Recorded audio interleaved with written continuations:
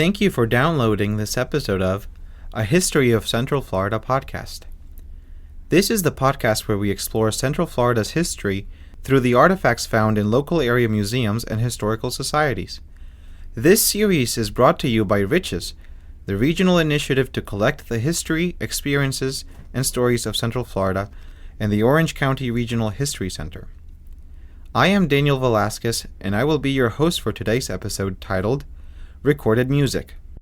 Today, we listen to recorded music on a variety of devices: radios, our cell phones, digital media players, tablets, and of course over the internet. You would be hard-pressed to enter any business, be it a restaurant, bank, or department store, and not hear pre-recorded music. It may seem cliché, but you can hear music everywhere. What you hear in these places are recordings of music performances, a recent phenomenon that has only been with us for the last 120 years. Before the 20th century, music had to be consumed live through a performance, maybe in a theater hall, a saloon, or more likely in the family home.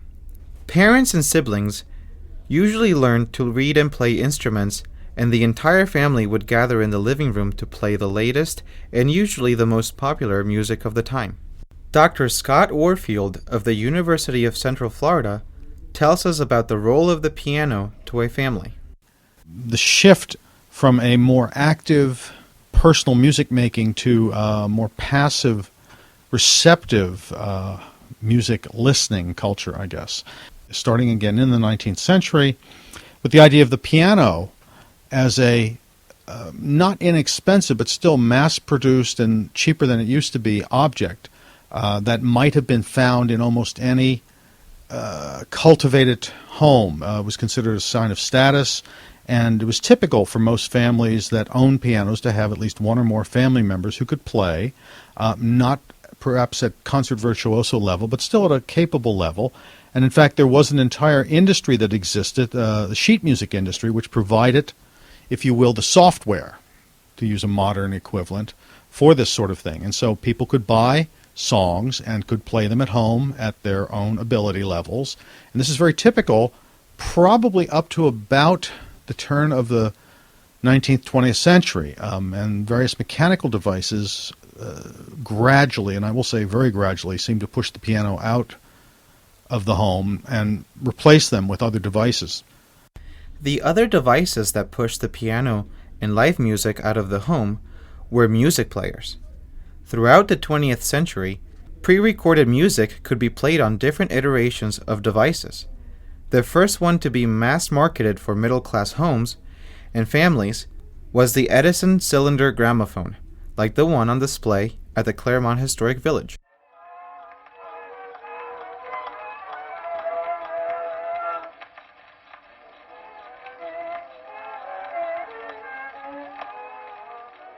Famed inventor Thomas Edison created the cylinder gramophone that initially used tin and later cardboard tubes, but eventually settled on wax cylinders to record music.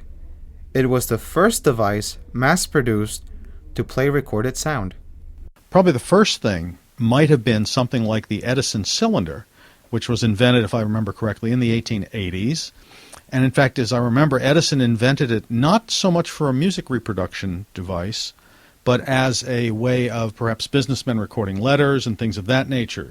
The technology, however, became quickly fairly useful for musicians. And in fact, John Philip Sousa, the American band conductor, and others were very concerned about the new device perhaps replacing live musicians. They saw, that at least they could see into the future better than others, that perhaps live music would go the way of whatever when recordings were replacing them. And in fact, they refused initially to record, although eventually the market demands made it too lucrative for them to avoid this. And in fact, by the early 20th century, there were various sorts of reproducing machines available commercially. And one of the more intriguing things about these machines, listening back today, almost a century later, we can hear right away the limitations of the technology. There's a rather distant, boxed-in quality, the limitations on the high and the low sounds, and makes them sound obviously mechanically reproduced. But at the time, many of these devices were advertised, believe it or not, as better than live sound. And in fact, there are demonstrations that took place where they would go behind a curtain and play the recording device and then have a live performer, and the audience supposedly could not tell. Throughout Edison's life, he tried to perfect the sound quality of cylinders, but they had two drawbacks. For one, cylinders could only play less than 3 minutes of sound. Secondly, Edison relied on small groups of singers and musicians who were anonymous to the mass consumers who purchased recorded music. The Clermont family that owned this gramophone bought into the ground floor of recorded music as leisure entertainment. The love affair with the gramophone would not last long. In 1897, Emil Berliner, a German immigrant and inventor, teamed up with Elridge Johnson, founder of the Victor Talking Machine Company, to create the first record discs. Berliner's discs could record sound, and Johnson improved on early models of the phonograph so the device could play at a constant speed to hear the recorded sounds on Berliner's discs. Dr. Warren Waren from Texas A&M University tells us how cylinders and discs changed the way music was consumed. Initially, the phonograph recording, this amazing technology that was used for speeches, and when people thought about the future, in a future where everyone would have access to recorded sound, people would be able to hear the president's speeches or the statements in front of the Supreme Court, things that people had always read about. So that was the beginning thrust, but it wasn't long before people started realizing that the phonograph was really made for capturing and distributing music. The phonograph made music tangible, and it also made it portable. And so now it was easy to be able to hear the best performers from Carnegie Hall and from Berlin, to hear recordings of that music.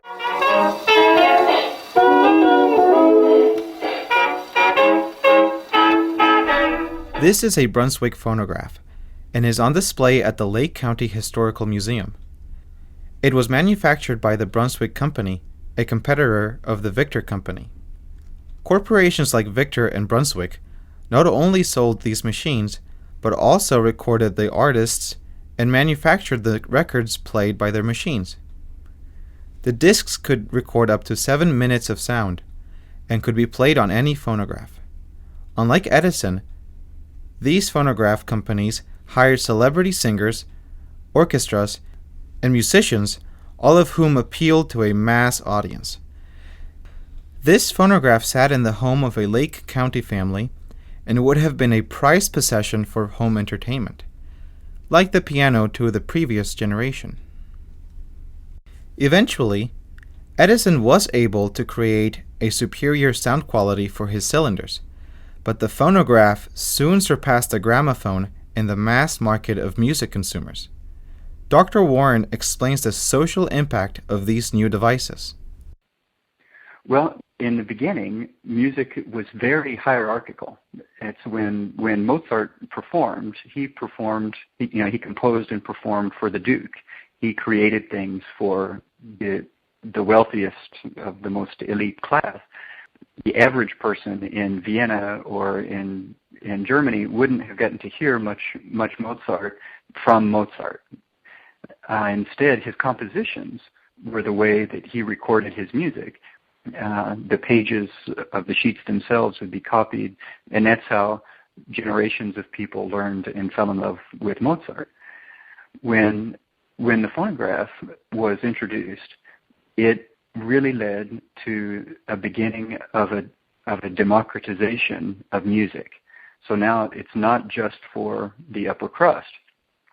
And together with this government-backed push to have phonograph players in elementary schools, it allowed lots of people who would never have had access to that kind of music.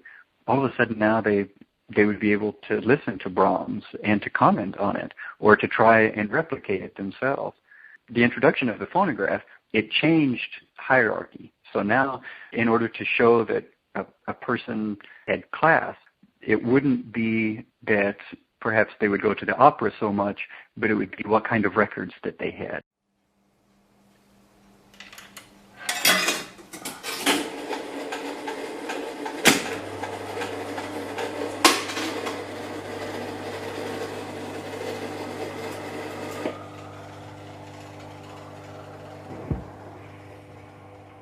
The Edison Cylinder Gramophone and Phonograph were not designed for public consumption because they could not travel outside the home easily. The jukebox would serve that purpose when it was first developed in the 1920s. Early jukebox companies originally manufactured player pianos and removed the piano, replacing it with a phonograph and numerous records, leaving the coin slot to pay for a song. The one featured in this episode is a Super Rocket Rock-Ola machine and is on display at the Groveland Historical Museum. Dr. Warfield tells us about the jukebox. I guess a step along the way might have been something like the jukebox, which was again a mechanical device that allowed individuals to, usually in a communal setting like a restaurant, and I actually am old enough to remember these, where you would sit at your booth, and they usually were the Seabird brand, as I remember, and you would put in your nickel, and you would flip through the, there would be little sort of pages, and pick A17, and it would play whatever record that was, and of course the whole restaurant might hear it, but again it was your choice. Gradually, however, as I said, we've come to an age where now people sit at their own computers and they listen to various streaming audio. The jukebox shown in this episode was used by the Groveland Women's Club for free teen dances every Saturday evening in the town's community center. Primarily, the records were supplied by the couple who owned the jukebox, but teens were encouraged to bring their own records so that some of the top hits of the time would also be played. Jukeboxes would suffer in popularity due to the advent of new technologies that made recorded music portable, inexpensive, and thus accessible to more and more people. The first handheld tape recorders and transistor radios emerged at the end of the analog era in the 1960s, and when digital devices arose in the 1990s, computers, digital players, and other mobile products put thousands of pre-recorded songs at the fingertips of a mass consumer audience. We hope you have enjoyed this episode of A History of Central Florida podcast. The Edison Cylinder Gramophone is part of the collection at the Clermont Historic Village, 490 West Avenue, Clermont, Florida, 34711. The Brunswick Phonograph can be seen at the Lake County Historical Museum at 317 West Main Street, Tavares, Florida, 32778. Finally, the Rock-Ola Jukebox featured in this episode is at the Groveland Historical Museum in 243 South Lake Avenue, Groveland, Florida, 34736. Make sure to join us for our next episode, Jim Crow Signs.